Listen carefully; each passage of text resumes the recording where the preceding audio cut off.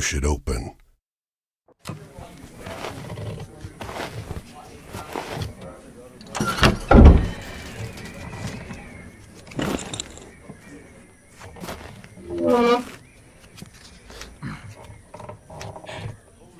You sit down and join the game. It's a cheap buy-in, and not many of the other players are very good. The lady fiddling with dice gets good cards, but has no real strategy. The man to your right seems to just hold on to the highest cards he has, regardless of suit or any consideration of matches. The man in gray across from you, though, he's good.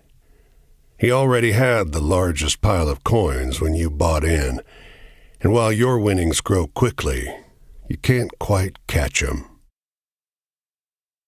One by one, the other players leave the table, sometimes with pique or with wry humor, leaving their winnings with you or the man in gray.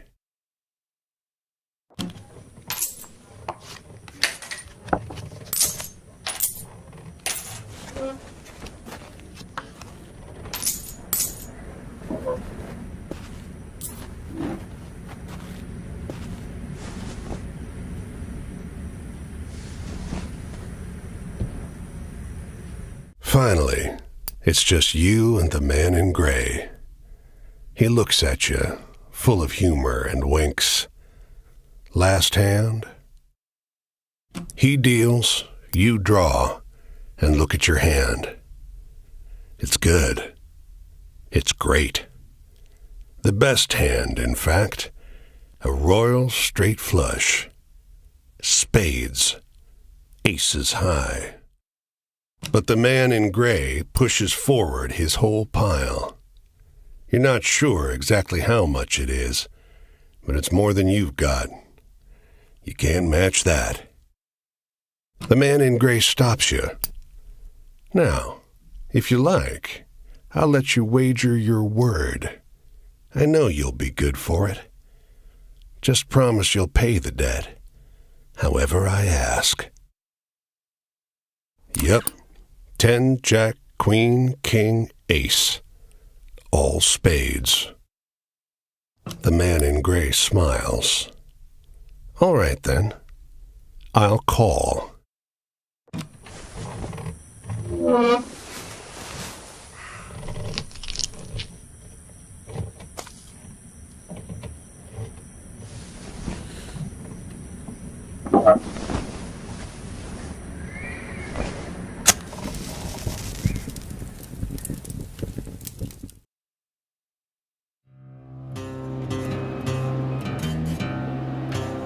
Well, your luck wasn't so good, was it? That's quite the hand, but not for the game we're playing. I'm afraid you owe me. Your life, sure, but more than that, your labor.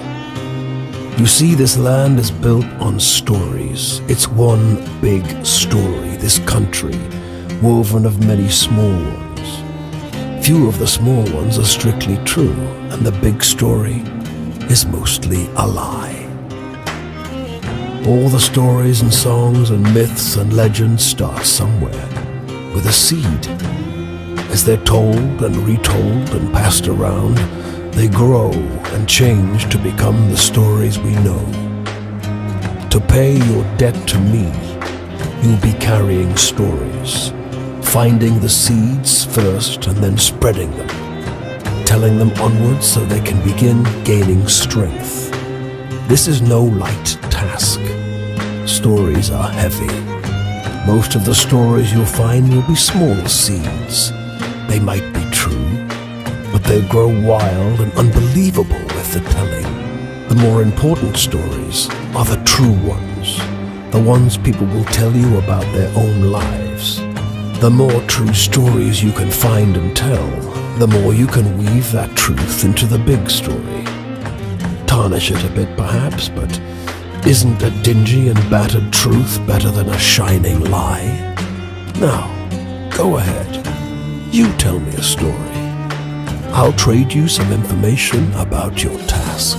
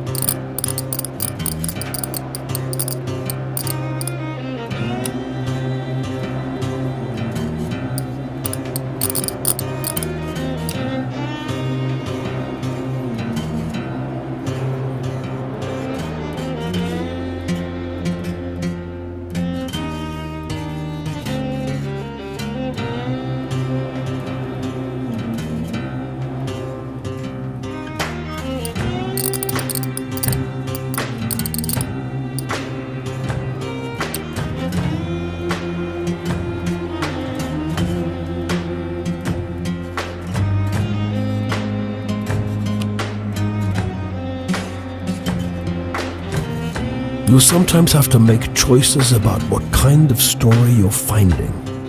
Is it a love story or a tragedy? Don't gather too many of one kind, though. This grand story needs variety.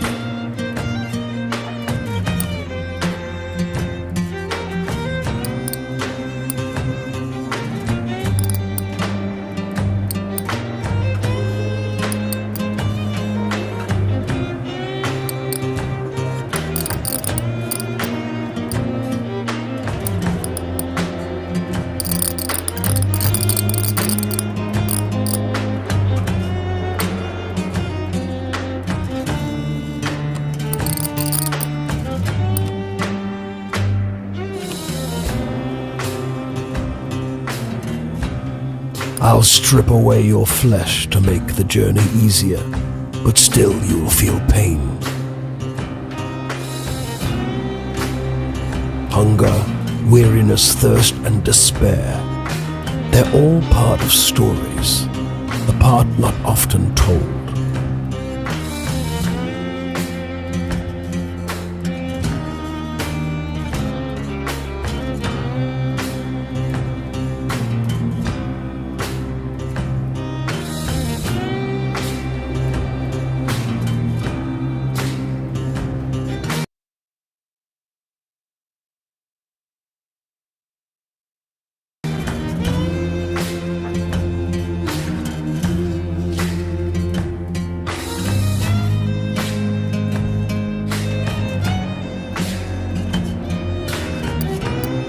And death, yes, but don't worry.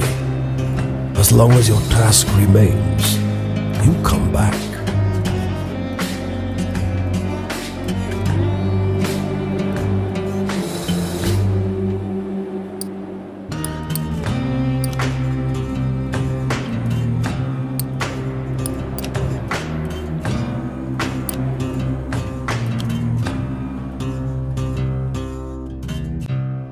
It's just luck. Funny how bad luck seems to follow the folks who already have problems aplenty. Well, try your luck out there in this country. See how the dice treat you. It's not all bad. You'll have to work hard, but I'll give you the gift for seeing the true shapes of people. Not many who can do that.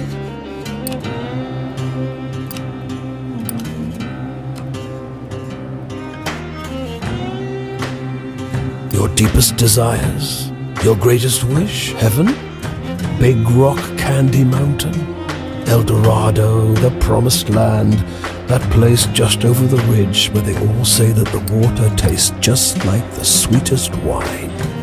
Well, I don't know where that is. It's supposed to be somewhere in this country. Ask the people you meet. They're all searching for the same thing.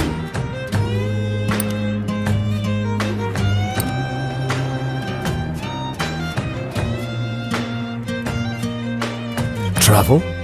That's your job. Wander from place to place. People get bored hearing the same stories over and over. But an old cliché in one state might be a rip-roaring new yarn in another. Go on your way, seeker. Maybe we'll meet again, or maybe not. Either way, it'll be an experience for you. I'm jealous in some ways. I hope you find what you're looking for.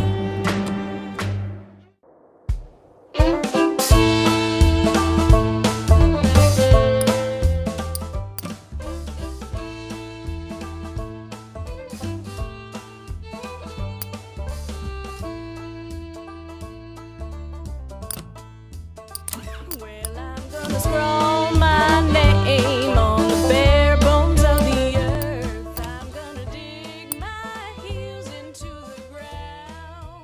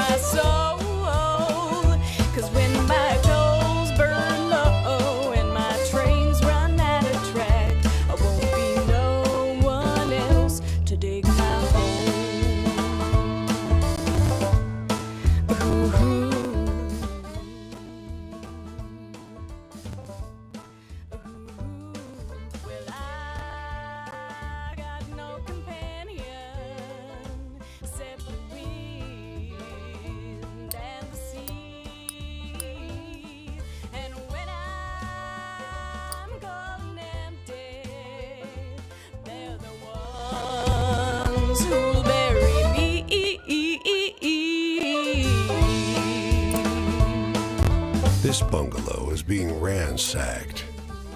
There's furniture piled in the front yard, ammunition heaped under the mailbox, and a crowd of clean-cut men ripping apart a car in the driveway. The two heavily armed, mud-caked women leaning over the porch railing share the same bored grin. One shouts at you, "Lend a couple innocent gals a cigarette?" You are about to hand her a smoke when those men draw pistols and shove you hard into the dirt. "You know these girls?" they demand. Once they've dumped your bag out into the road, they decide you're harmless. "If you were selling booze too, you'd have a lot more cash," sneers one. On the porch behind him, the two bootleggers are fingering their empty rifles, grinning in disappointment.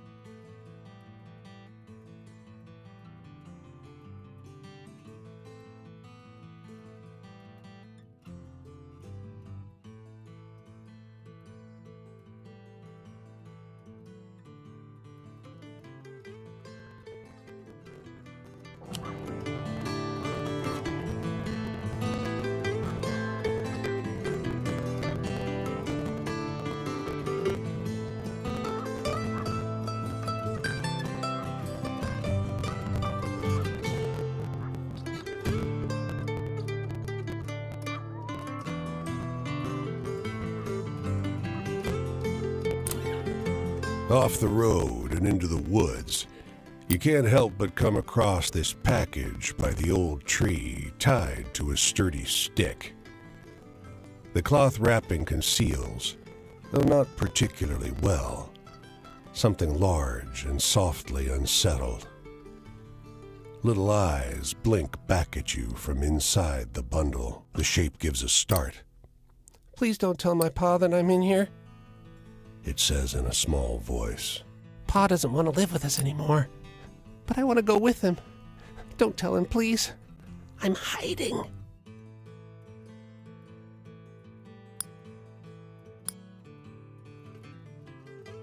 You tell the boy you'll keep his secret. You don't see his father anywhere. You don't see another soul for miles.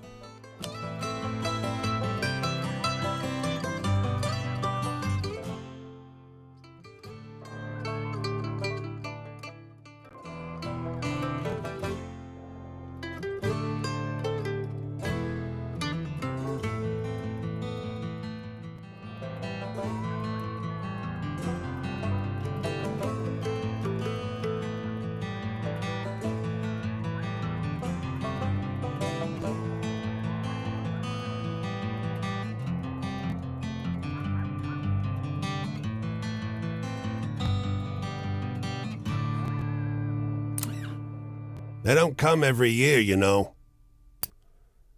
The old man is sitting at the edge of a rotting old pier, crooked legs dangling over the water. He watches a pair of seagulls preen and groom each other on a rock just off the shore. They seem to wait for something together, fidgeting and rubbing against one another. And when they fly off, they fly together. These two, these same two, have been coming here ever since I was a boy, the old man says. He watches them fly away until their bodies are dots vanishing into the low sun. Always the same pair.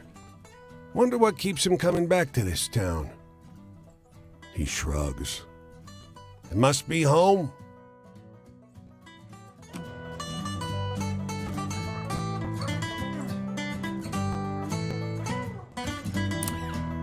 The woman walks the small town square with the poise of Betty Davis, the confident stride and inimitable mannerisms elevating the sidewalk into a plush Hollywood carpet, and wrapped around her neck, a yellow velvet ribbon, bright as an ocean sunrise.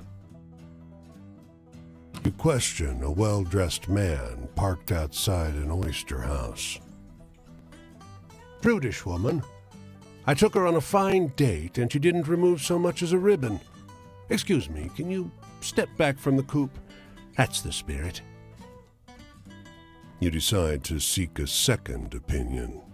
You talk with a waitress smoking outside a diner.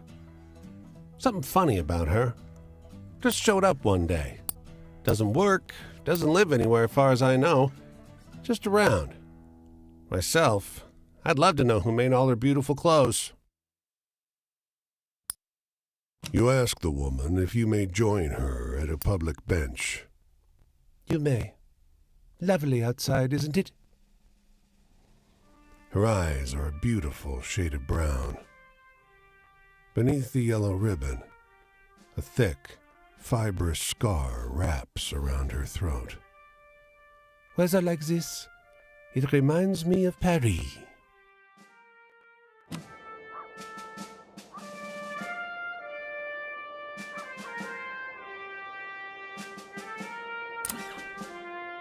You can see storm clouds on the horizon, and you don't relish the thought of being caught wandering this rocky seaside road in the rain.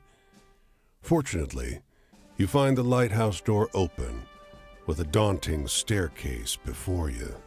At the top of an ornate wrought iron spiral, you're breathless and feeling the strain on your knees. Rain already batters the walls outside. You can only knock on a heavy wooden door leading into the upper level. Muffled voices and light seep in beneath the door. Looks like we got a visitor. Sounds like a man's voice, deep and rough. Well, behave yourself. I'll open the door. Another man, this one with a higher, more sonorous voice. I always behave myself. He feigns indignation, but his tone betrays affection instead. After a moment, the door unlatches from the inside and opens. The man before you is tall and muscular, with a hint of a paunch beneath his wide chest. The heavy iron knob on the door looks nearly dainty in his huge hand. Didn't want to be out in this rain, did you? Come in. Despite the rough exterior, this room looks like a well-appointed parlor. There's a rug on the well-trod wooden floor and an enormously plush couch. And sat upon it is a stocky fellow grinning through a great hazel-colored beard. Tea? He offers, hoisting a teapot. A few years. The tall one sits on the sofa, wrapping his arm casually around the other lighthouse keeper. 5, says the smaller, but by no means small, man. That long? Time flies. We traveled together before that. You must have some good stories from the road, huh? You wake up the next morning on their old sofa, still warm from an excess of tea. And cakes? There might have been little cakes. Prodigious snoring rumbles in from the floor above you, and you quietly take your leave.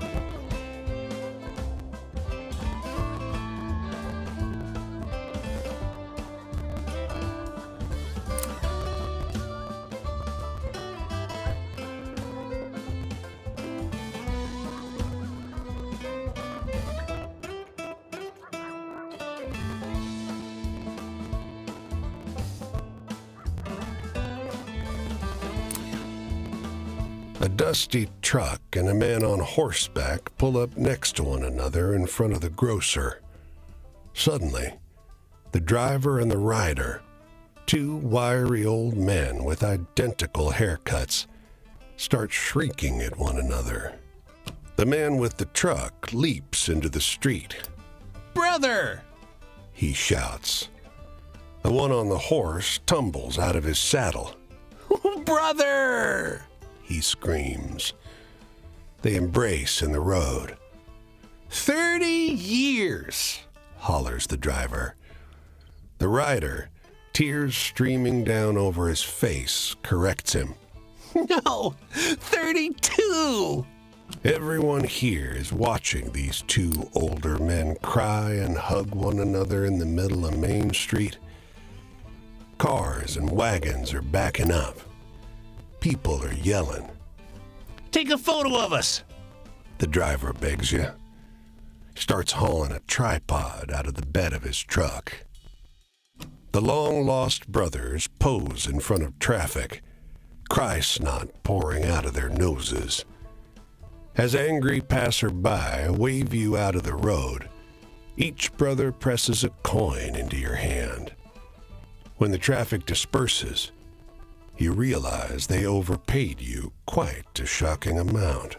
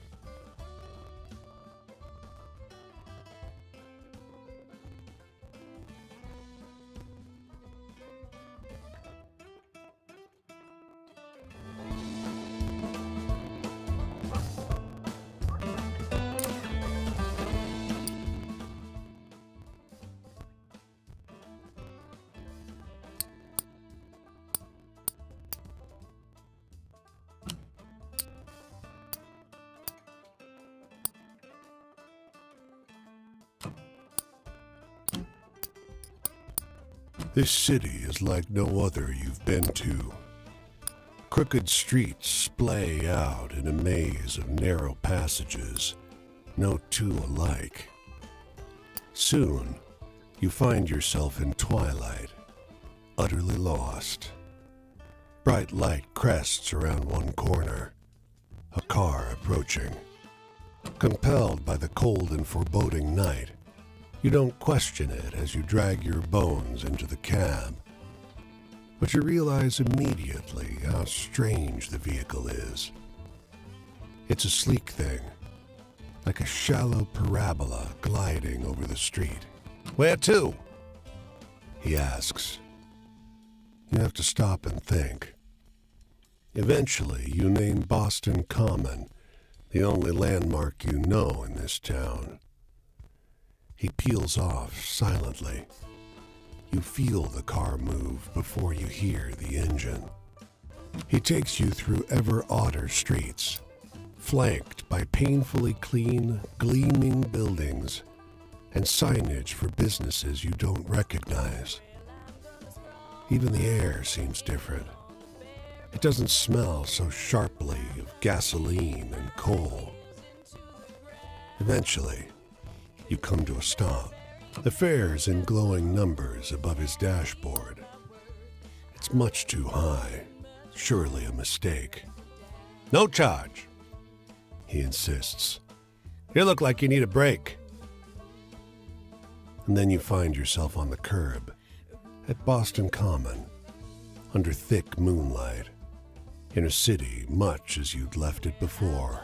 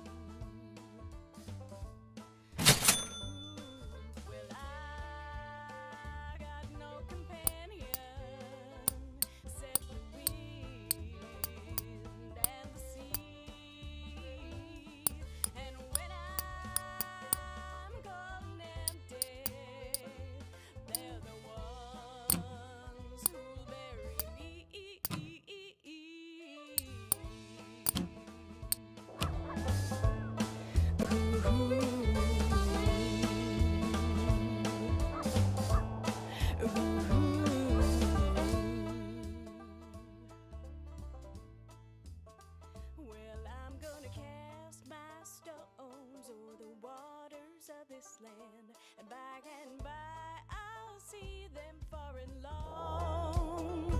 'Cause when the night come down for to take me hand in hand, this will be my tale, my vagrant song.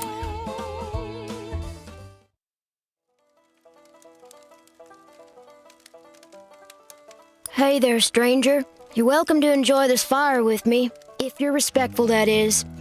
This here is my spot, and I ain't inclined to share it with any bad characters. You can call me Quinn. These here are my venturing companions. Cass is the big un, and the one with the spots is Flip. I usually beat my way on the rails, but the road news said this town was fat, and the weather was fine. So I'm taking in the sights and seeing what I can drum up. I want a story that scares me. Now I'm older, almost nobody can do it. Give me your best shot.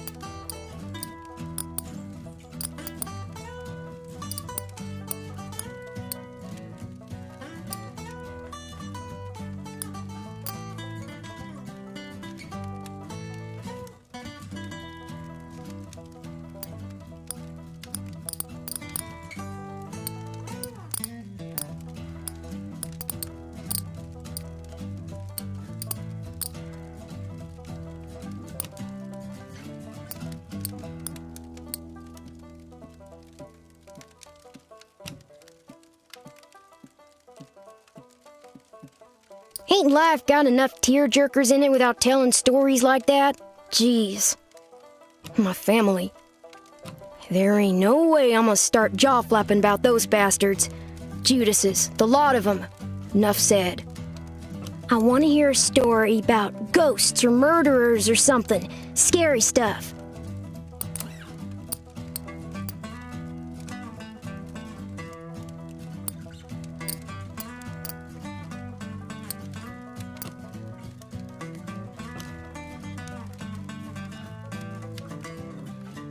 Well, that sure was a downer. Give me a good venture tale instead any day. Sad. Oh, so you think just 'cause I'm young, I gotta be sad, crying after my mama every night. I don't need you looking after me, so if you're offering, don't. And I thought I told you to be respectful. What you really ought to be asking yourself is if you want to keep enjoying my spot or not. You got any happy stories?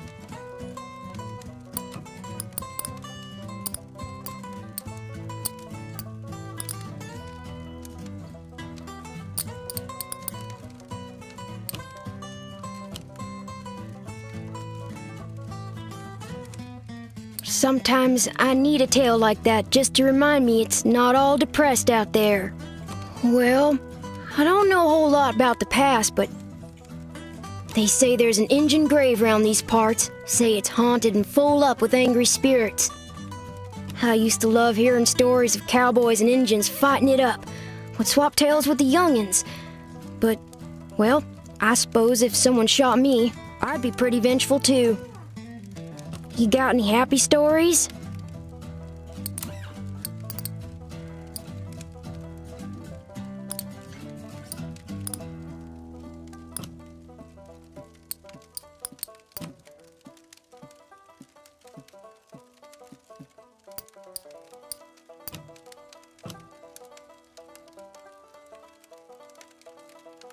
Not sure I quite follow that one.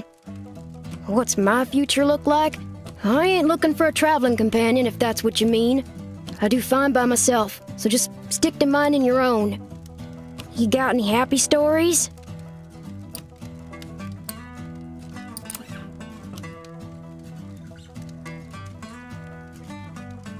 Not sure I quite follow that. Authority? Bosses and such? I ain't nobody's little Angelina, if that's what you're asking. I take care of myself and my dogs. I don't need no jocker looking out for me, so if you're offering, don't. You want to keep enjoying... Well, night's over. I think I'll see what's happening up the road this way. Didn't understand all your stories, but I'd gladly listen to more if I see you again. The tramping life suits me just fine. With things being so depressed, folks walk around like it's the end of everything good. But it ain't.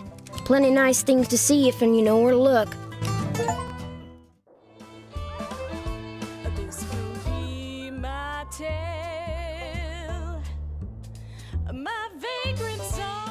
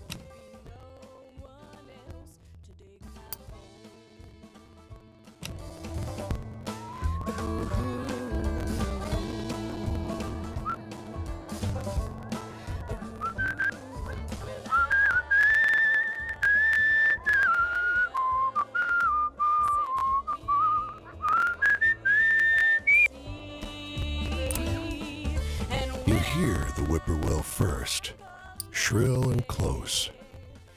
Then you see him, high up above the black streaks of wires, a lineman, fraying belt holding him to the pole. A damned bird has come to perch on a power line, stare hungrily at the man's soul. He's unsteady. His hands are shaky, and his body sways in the wind. You spot his tool bag next to the pole, worn and frayed, much like the man. A half-gone bottle of cheap rye pokes out of it. What's he gonna do? Come down from the pole? You snatch it from his bag in one quick motion and walk away. Hey! He starts, but whatever he's about to say slips into a slurred whine as his belt snaps. His body plummets, and his limbs go slack with the understanding of what is happening to him. He tumbles into the tall, dry grass by the side of the road with a muffled noise. All you hear is the call of the whippoorwill. Eager, loud, thankful.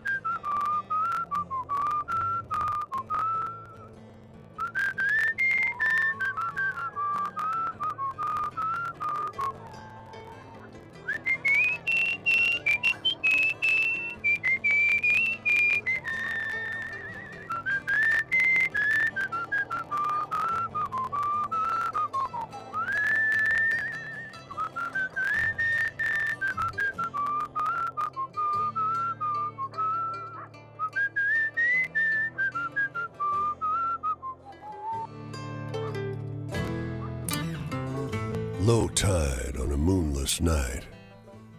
This beach is long, stretching toward a receding sea.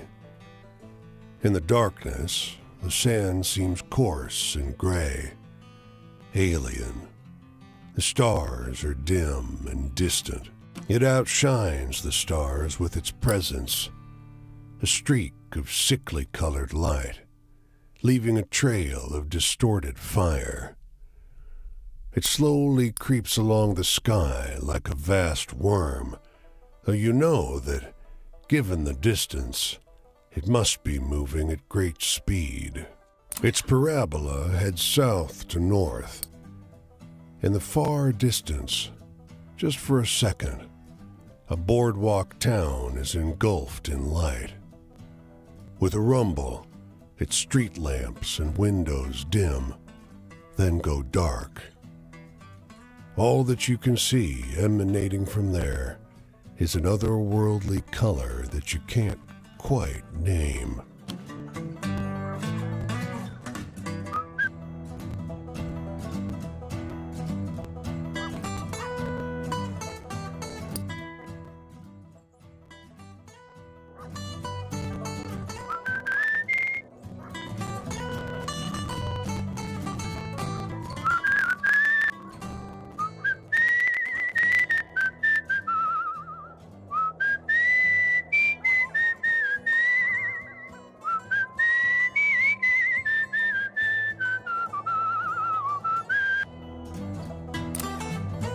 A few wanderers like you are looking for a place to camp.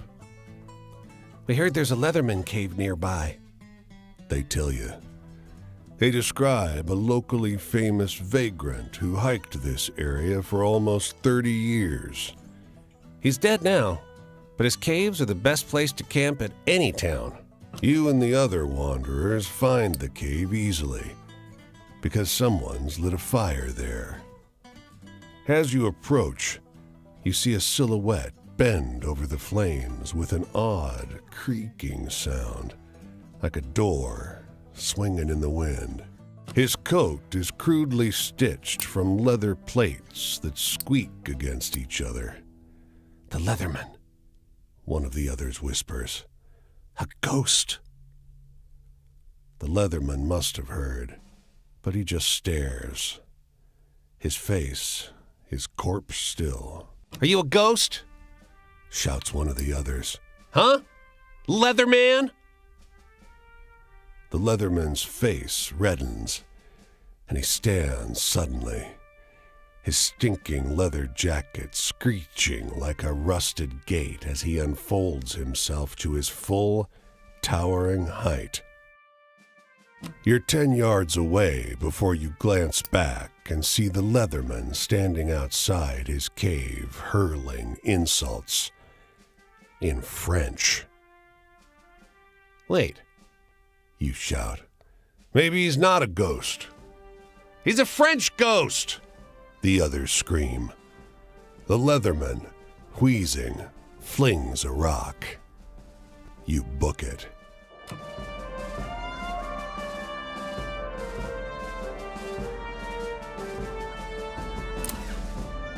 The hotel is an old manor house that's seen better days. A grand structure surmounted by a gambrel roof that dwarfs the house itself. It's eerily still, but for two boys at play. Each one so small and light, they barely leave tracks in the deep snow. The clerk behind the counter is old, and your room key is worn. But night approaches, and the price is low. Just before you shut the room door, there they are. In the morning, as you leave, the clerk asks, "Did you sleep well?"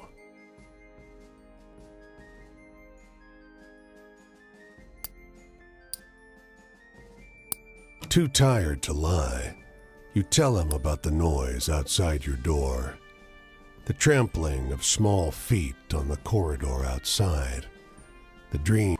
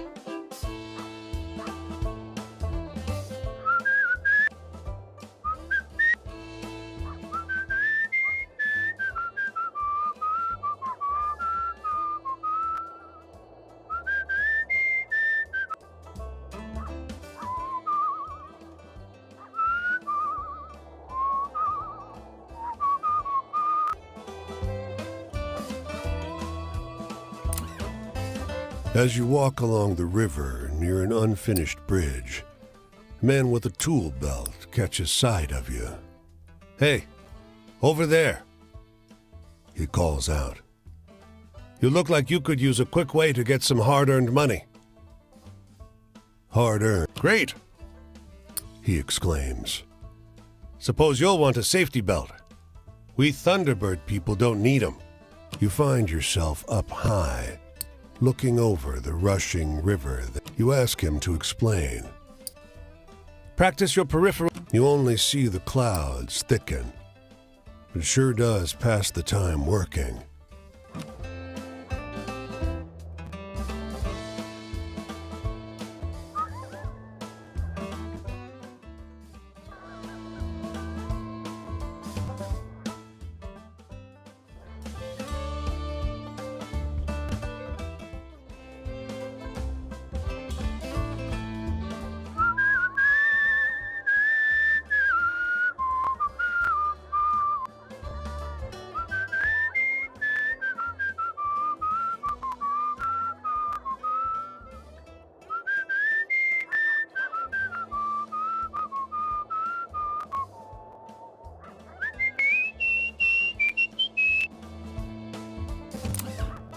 Muddling through the dark, you stumble into the path of the white deer.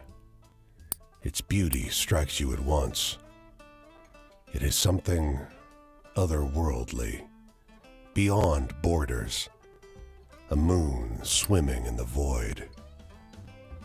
You stay quiet while the hunters seem to near. You could swear, seeing subtle changes pass over the deer's face, that the animal is listening to the hunter's cries, thinking them over. After a moment, you watch it.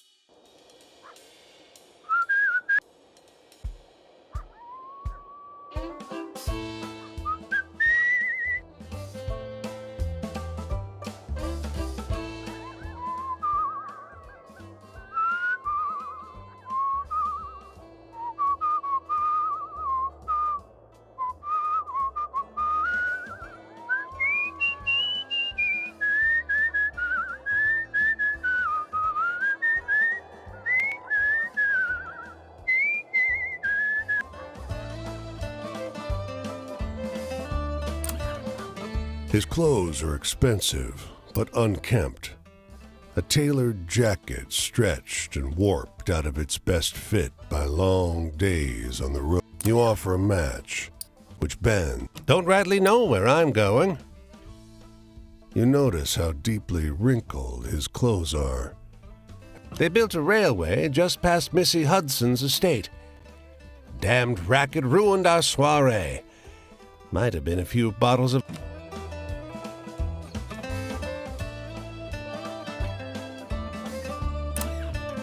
Clouds roll together to fill the sky. The lightning is so strong that it seems to open a path. The thunder is so immense that the ground trembles.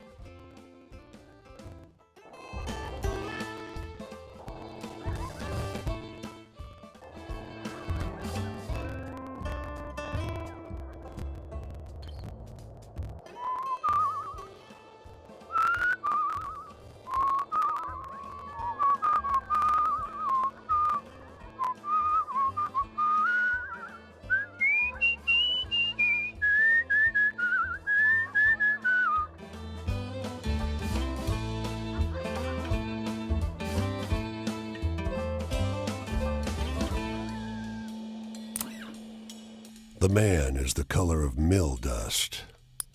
His smile creases his face like foam. Man shoves the broken door closed behind you. The mill is warm, and the air is heavy with the powder kicked up by your entrance. You realize how easy it would be to drift off on this pain sears your spine. Why did you sleep at this ridiculous angle? Your back complains from being draped over the millstone. That's good, the mill. 'Cause when that very man come for to tally up my worth, I won't leave much behind to drag me down.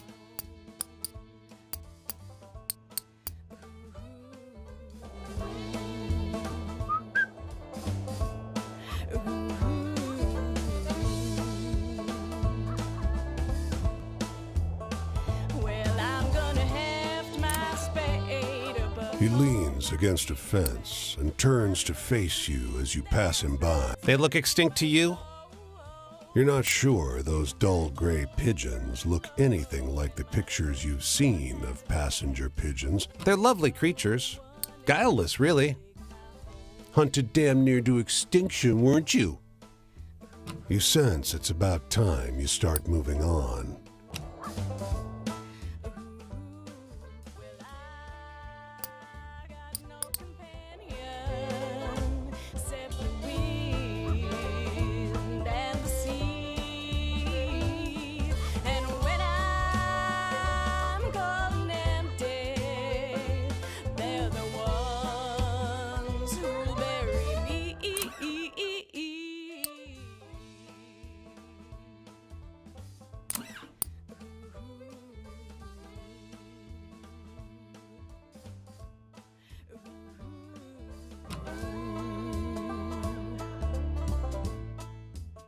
Well, I'm gonna cast my stones o'er the waters of this land, and by I'll see them far and long. 'Cause when the night come down for to take me hand in hand, this will be my tale, my vagrant song.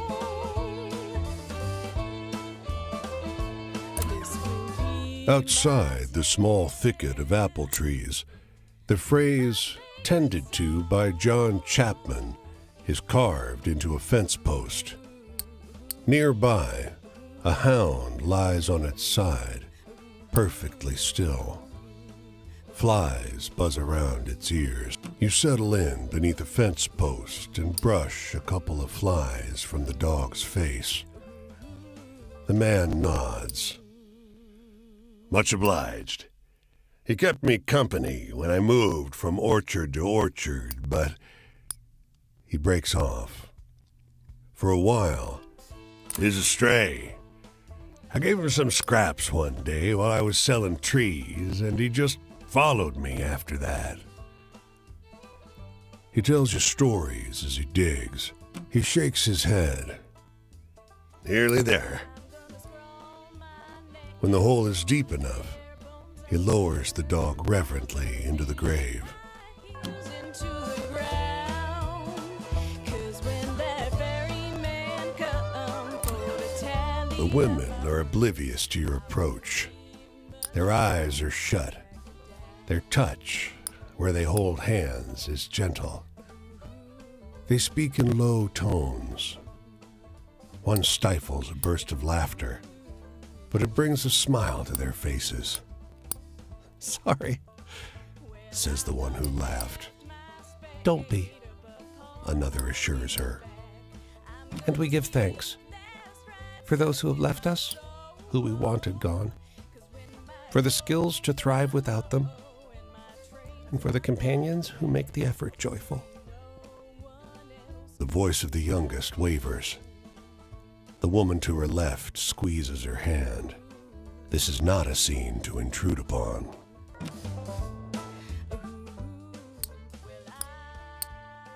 got no companion except the wind and the sea. And when I'm cold and empty,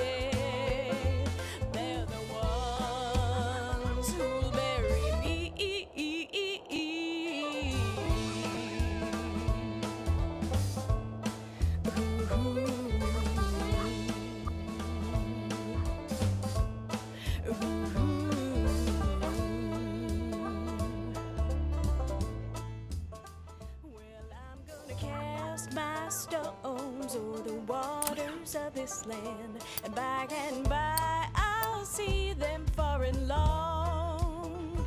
'Cause when the night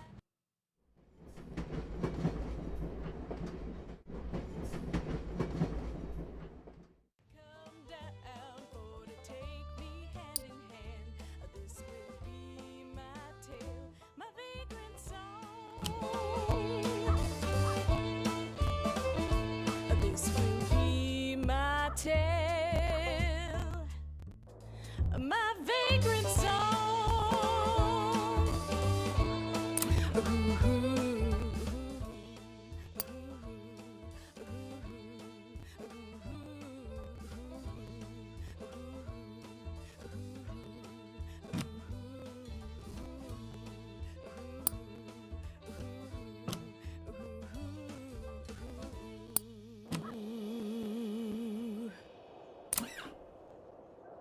You come across a girl picking wild blueberries. She smiles and greets you. You reach in the basket for blueberries, but pull out a handful of small, smooth stones, all the colors of the rainbow. When the stones reach the top of their arc above your head,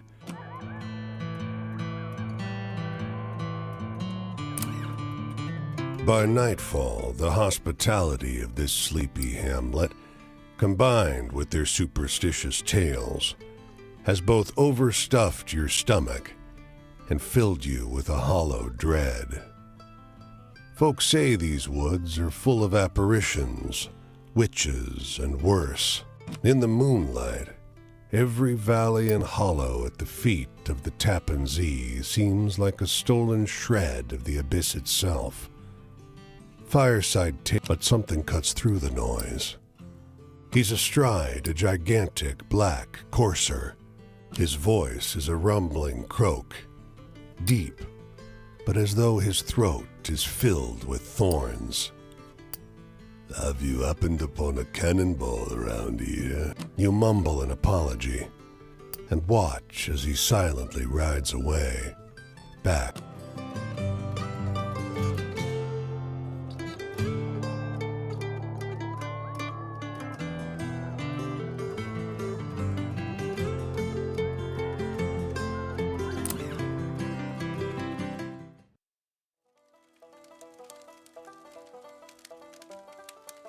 Hey, traveler. Come to join my fire again? Well, I guess I know you well enough to let you set yourself down for a spell. You remember Cass and Flip? You want to hear more about my travels? Well, sure, why not? Hey, do you got any really thrilling stories to tell? I'm hankering for one of those.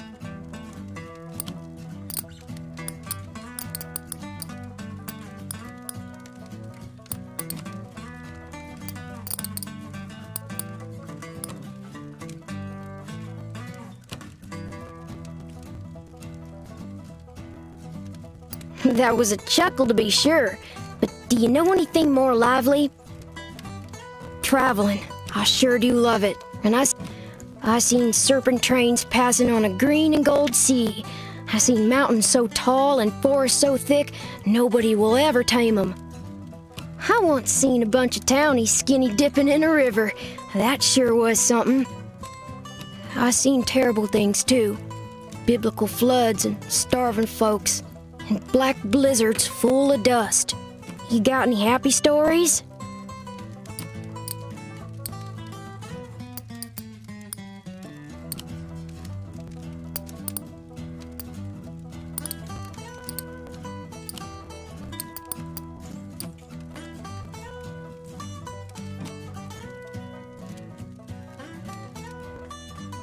Sometimes I need a tale like that just to remind me it's not my family.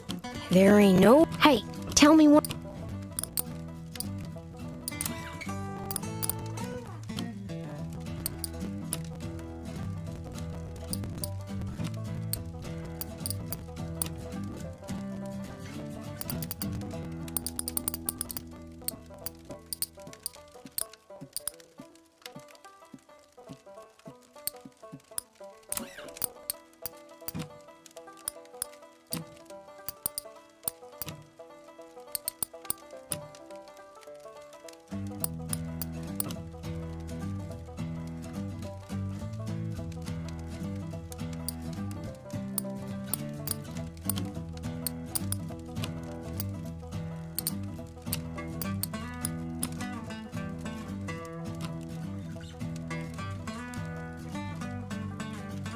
Well, that was a lively tale. This land sure is something, ain't it? I can't wait to see it all. Tramping like I do makes me realize the land's another kind of companion. It's always with you.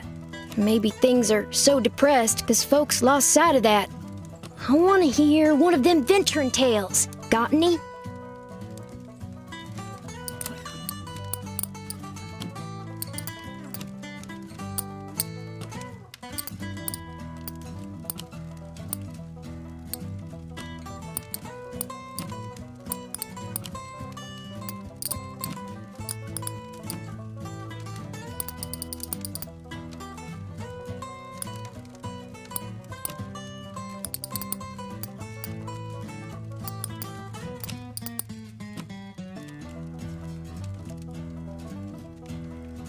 Ain't life got enough tearjerkers in it without freedom? Teacher used to talk about freedom like America was eat up with it.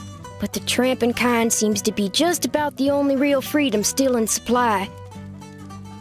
Ain't no freedom from an empty stomach or bad weather, unless you're rich. I want a story that scares me. Now I'm older.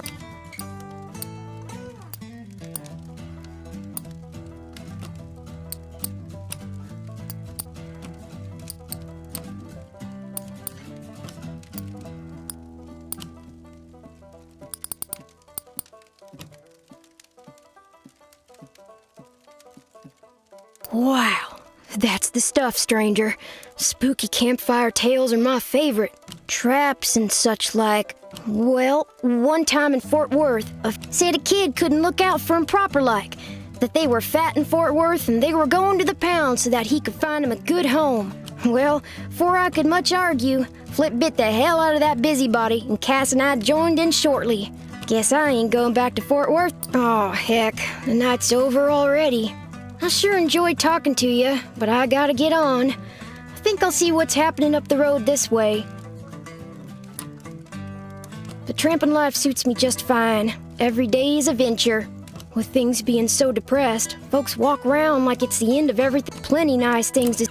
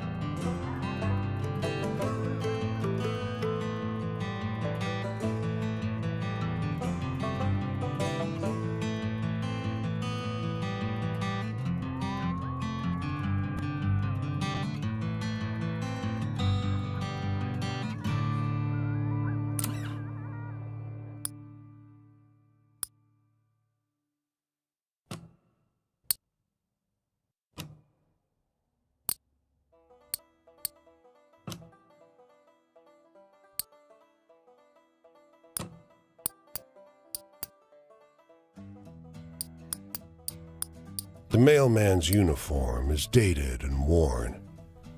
He sits on the edge of the road, head in hands. The letter's addressed to a James Gibson Sr., 120 J Street. But the city stymies you. Over here! A woman in a brown coat overheard your question. As you round the corner, the world changes. The man who answers is ancient and stooped. He peers at the letter. I think it's from my son. He fights it, but his face crumbles. Tears roll down his cheeks.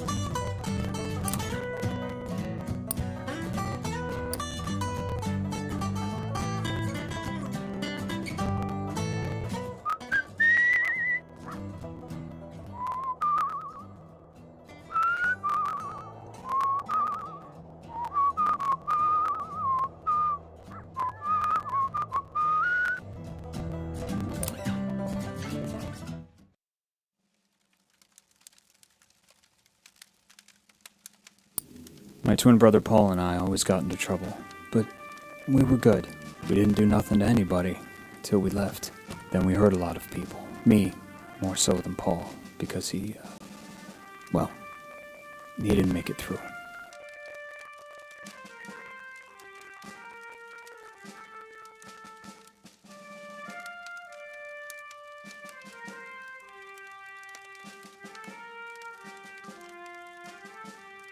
The march I was on, the bonus army. It's less a bonus and more an acknowledgement of what I've had to suffer. Civilians will never understand. My brother Paul used to love scary stories. Tell me one.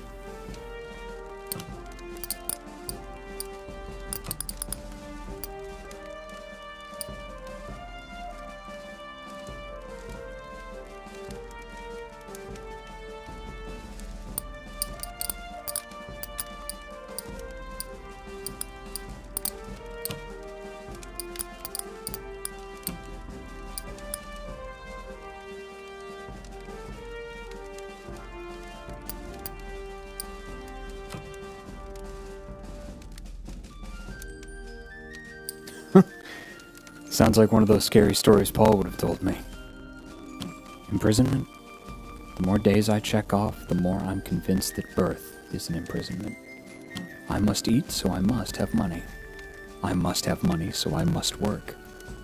It's an inevitable prison. Do you know any happy stories? Hope.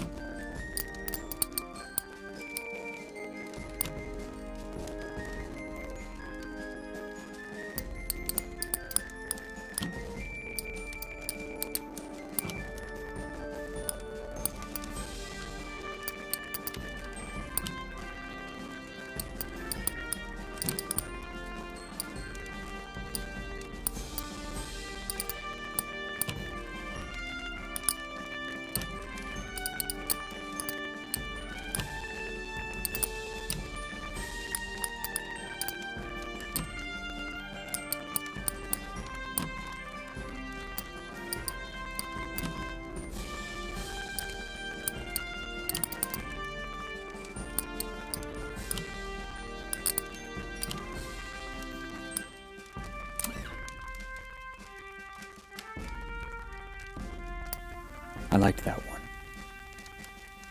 There's some hope left for you too, you know. Don't give it away too quickly. My family.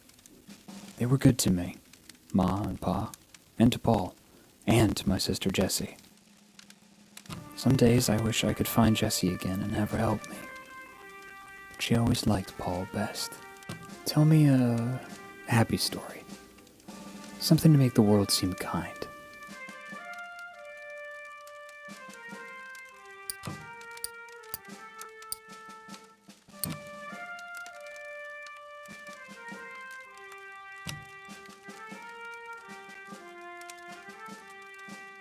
I don't really scare at that stuff anymore. Sorry. Love? It was a real long time ago. Never really tried after that. Know any good jokes?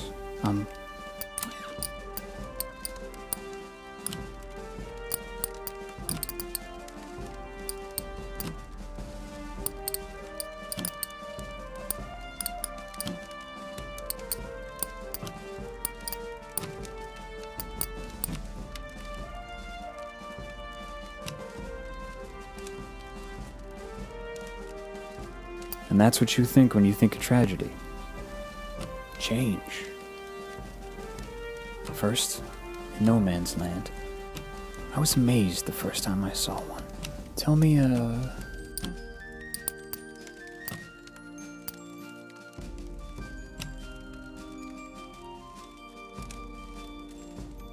That can't be true. That sounds like a Navy tale. Home. Well, my sister, Jessie. I made my own way for a while after that. Here's the sun. I've got to go. I'm headed up the road this way. Will our paths cross? Days come and go and the terrors return. They'll never be able to pay back what they owe me, but I'll always keep at 'em. What about you? Is there something somebody owes you?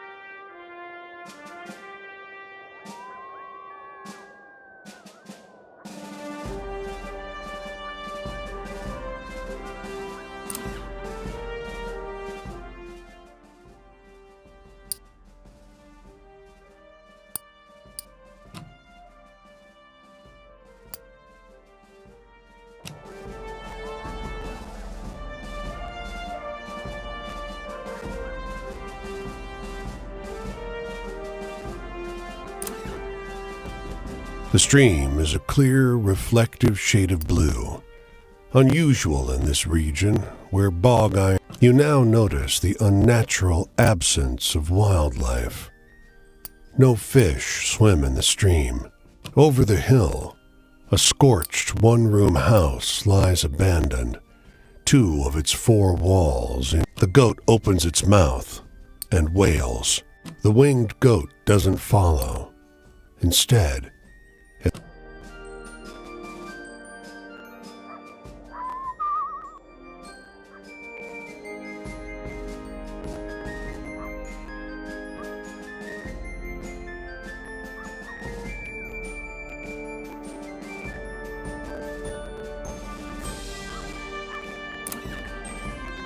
the edge of summer has turned the ocean choppy and misanthropic, and the skies miserably gray. Before you lie the instruments of her profession. With practiced theatricality, she goes directly for the crystal ball. Letting her eyes unfocus, you latch on to what she says, and together you dance towards some insights about your romantic prospects. It's relieving to meet in your eyes, she says, her voice suddenly drained. The words that come out of your mouth are not your own. The glass globe shatters. Your vision is hazy, and your body is not your own. You came far to get... When you come to your senses, you're lying face down on the rough...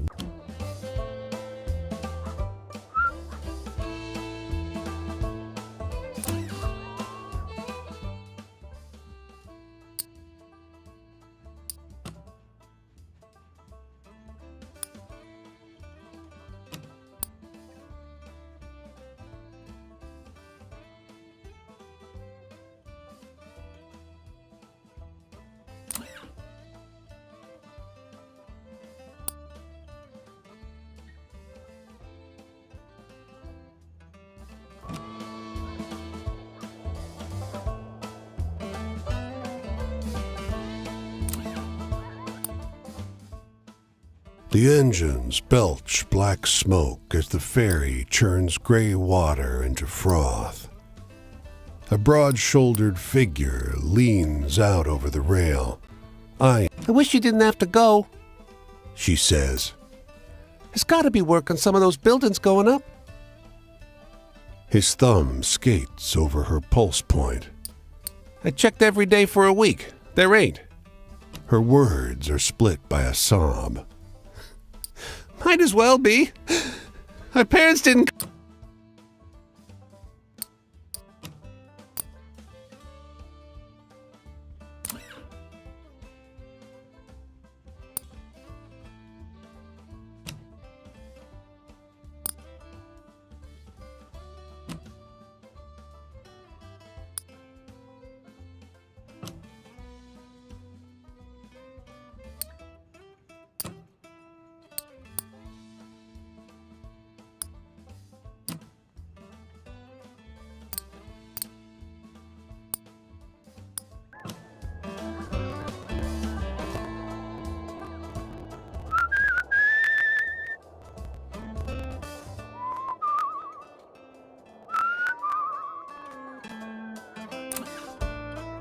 Outside this restaurant, a middle-aged man in a suit and a full clown makeup is gobbling down. He gulps hard.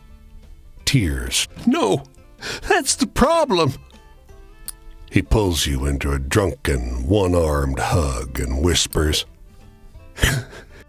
That's not the point. he cries.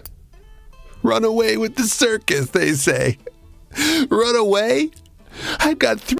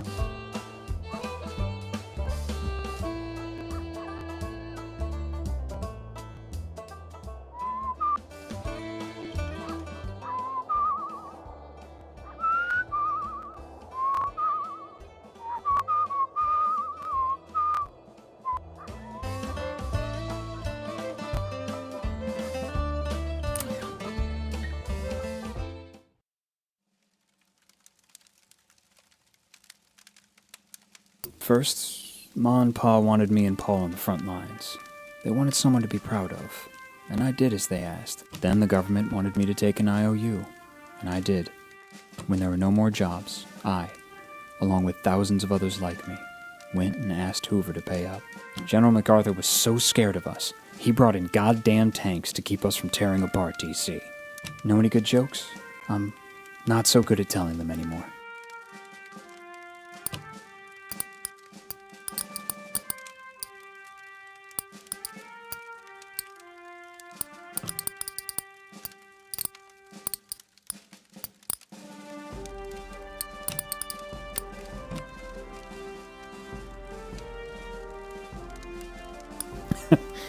Wish I could tell that one to my sister. My journey? If you look at it all at once, it'll overwhelm you. It'll hurt your mind. If you take it day by day, then it won't hurt quite so much. My foot bears it a bit better. So anyway, tell me a funny story?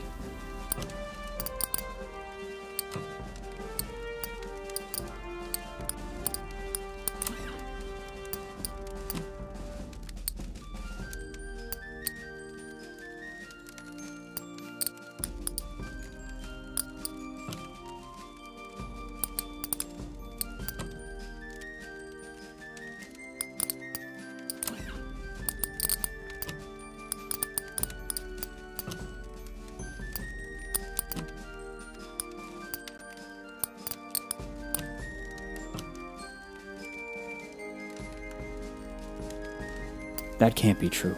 That sounds like a Navy. Freedom. Do you know any happy story?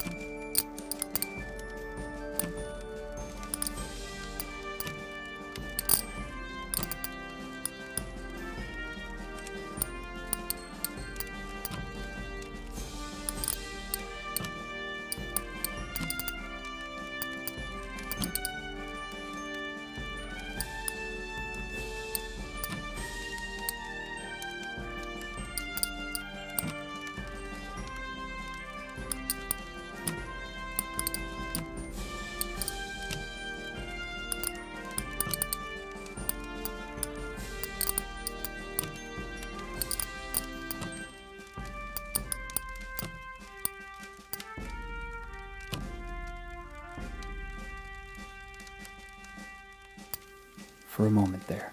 Just a moment. I felt better about it all, too. My family won't look at me anymore. They only see Paul. I cannot put them through that every day. Know any good jokes?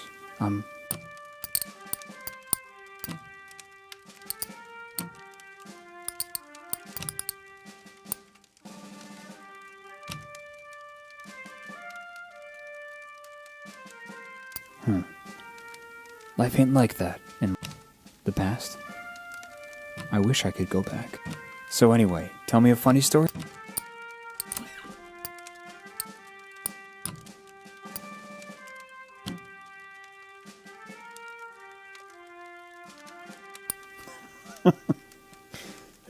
Paul traps. It's a slow process, but I don't remember every compatriot. The night's over soon. I should be leaving. The road takes me this way next. I wish there was a road I could take home. Home as I knew it. It's something I think the road is helping me to understand.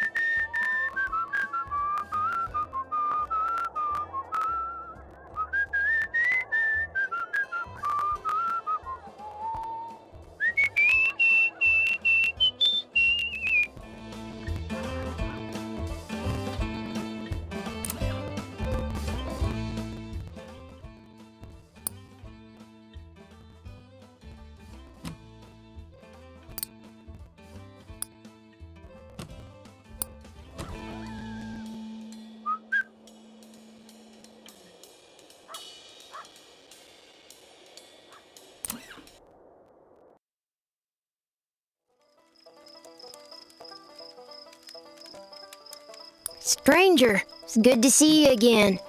You know, I'm gonna see this whole world one. I already seen 10 whole states, plenty of townies, and even some tramps treat me like I'm kid simple. I do right fine on my own. I wanna hear one of them venturing.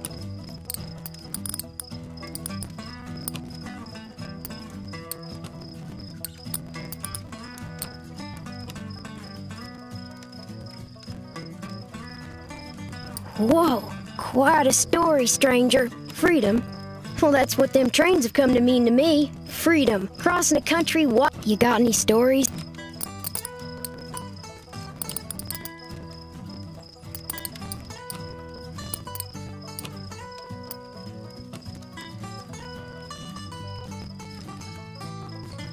Huh, shoot.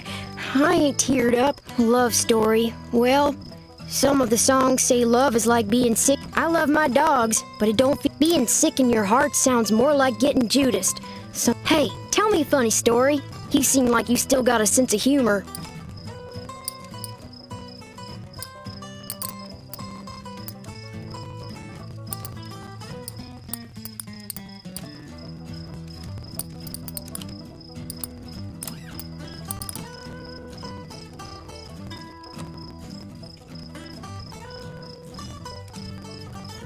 don't get too much out of tales that are so cheerful. There you go. Like I said, don't need nobody but my dogs. He gets riled now and again, but he's good to have around most times. I want to hear a story.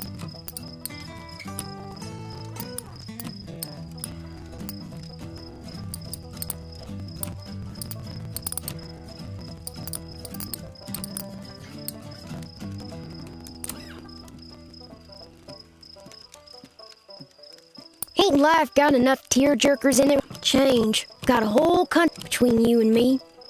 You got any